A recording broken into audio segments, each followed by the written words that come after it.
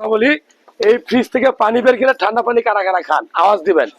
এই ফ্রিজ থেকে এরকম গরমে ঠান্ডা পানি খেতে কার না ভালো লাগে, ঠিক না কি ঠিক না ঠিক?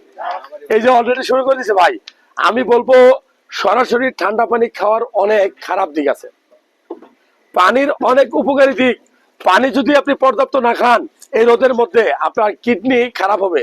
এই যে আমার ভাই দোস্ত, হ্যাঁ, আমার আমি বলবো যে মন্ডল ভাই নাকি আসাদ মন্ডল ভাই দাঁড়াইয়া পানি গেছে, এই যে ভাই দাঁড়াইয়া পানি গেছে, এটা আসলে মূলত আমরা খেয়াল করি না।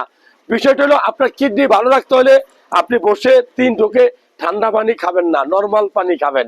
এই ঠান্ডা পানি আমার জন্য খুব ক্ষতিকর, কারণ আমার মুখে হয়তো স্বাদ লাগবে কিন্তু যখন স্টমাকে পাকস্থলিতে যাবে এটা অত্যধিক ঠান্ডা হওয়ার কারণে রক্ত নালীগুলো আছে না পাকস্থলীর, সেগুলো সংকোচন হবে, রক্ত চলাচল কমে যাবে।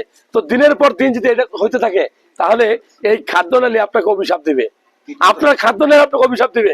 অতিরিক্ত ঠান্ডা পানি খাবেন না, নর্মাল পানি খাবেন।